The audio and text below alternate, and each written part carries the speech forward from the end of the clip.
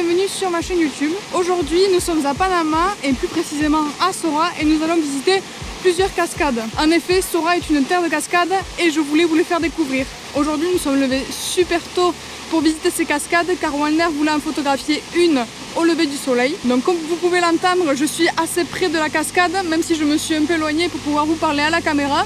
Et je vais vous faire découvrir cette première cascade qui s'appelle le Manglarito.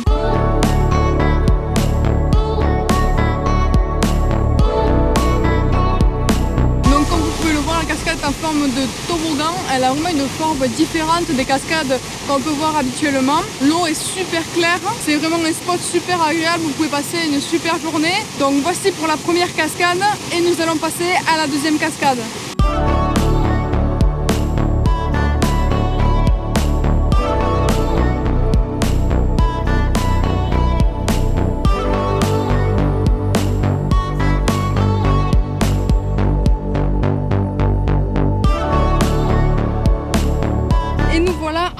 Pour la deuxième cascade, cette cascade s'appelle La Nativa, donc c'est vraiment juste à côté de la cascade El Manglarito. Cela nous a pris à peu près 10 minutes en voiture depuis le Manglarito, donc c'est vraiment juste à côté.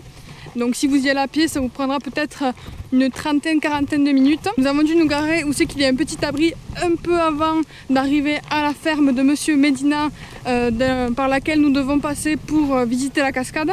Parce que pour partir de chez lui c'est un peu compliqué, donc j'y suis déjà venue. Par contre on y avait été à pied et donc oui, pour accéder à sa ferme c'est un peu compliqué pour faire demi-tour avec le 4x4 etc. Donc je vous conseille de vous garer où c'est que nous nous sommes garés et de continuer à pied. Il y a vraiment 3 minutes, 4 minutes pour arriver à sa ferme.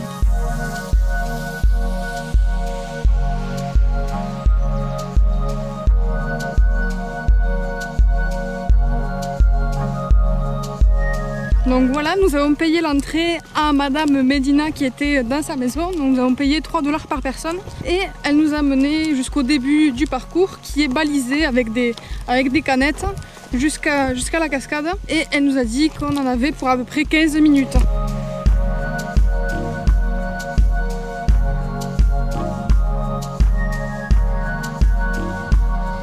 Nous sommes bien arrivés à la cascade La Nativa comme vous pouvez le voir. Donc c'est une cascade qui s'étend sur tout un pan de mur et qui fait plus de 3 mètres de haut. Et au-dessus, normalement, il y a une piscine naturelle. Donc à cette cascade, vous pouvez vous baigner. On ne dirait pas comme ça, mais l'eau est assez profonde.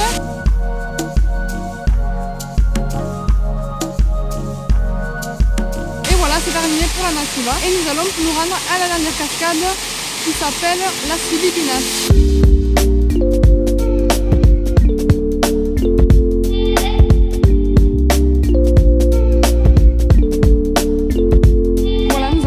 L'entrée pour visiter les cascades, cela nous a coûté 2 $ par personne et s'il y a des enfants c'est 1 $ par enfant. C'est un lieu un peu plus spécial que les autres parce que ce lieu c'est une balade où c'est que nous allons pouvoir voir plusieurs cascades.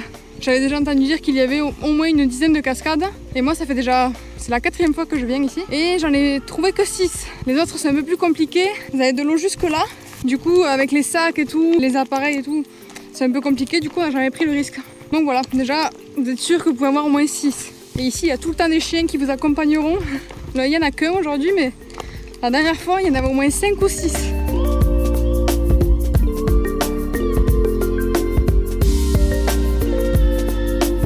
Après 10 petites minutes de marche, nous voici déjà avec la première cascade de Las Filipinas. C'est une cascade assez haute, avec une petite piscine naturelle où vous pouvez vous baigner. C'est peut-être une de mes favorites de Las Filipinas. Et maintenant nous allons continuer pour passer à la deuxième cascade à visiter. Et là on a plus de chiens qui nous suivent. Il y en a un, deux. Ah bon, mais l'autre, le premier il est parti. Donc il faudra juste faire attention. Je vous conseille de prendre de bonnes chaussures pour toutes les cascades qu'on a vues aujourd'hui. Ne pas venir en tongs parce que les chemins sont compliqués. À la deuxième cascade, donc celle-ci est plus grande et la piscine naturelle est aussi plus grande. Je pense que c'est beaucoup plus agréable de nager ici qu'à la première. Par contre, pour marcher ici c'est un peu compliqué. On dirait qu'on marche un peu sur des ardoises. C'est tout carré et c'est un peu sur le côté comme ça. Et ouais, c'est un peu compliqué de marcher.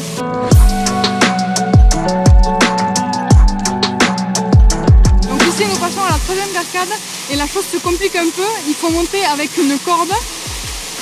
Et donc du coup je vais ranger la GoPro parce qu'il me faudra mes deux mêmes.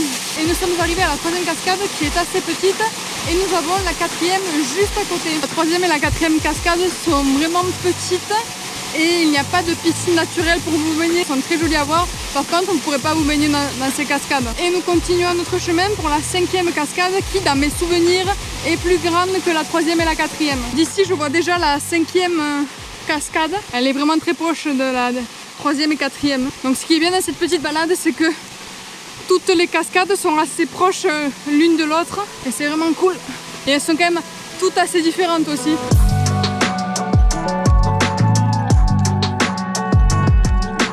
Et voilà, nous sommes déjà à la cinquième cascade. J'aime bien cette cascade parce qu'elle a une petite piscine naturelle. Elle ne ressemble pas à toutes les autres et aussi parce qu'elle a une forme d'escalier. Donc la cascade tombe sur des rochers et avec le mur de rocher où est la cascade, on dirait un escalier, ça fait vraiment comme ça. C'est vraiment carré. Et nous arrivons à ce qui est pour nous la dernière cascade de la balade. Donc normalement ça continue encore, mais franchement les endroits sont beaucoup plus inaccessibles. On n'a pas réussi à atteindre la septième. Un jour peut-être venir sans sac, sans caméra, sans appareil photo. Et là on est sur la sixième cascade et elle est aussi très très jolie. L'endroit autour est super grand, beaucoup plus ouvert que les autres cascades. Et franchement elle est super cool celle-là.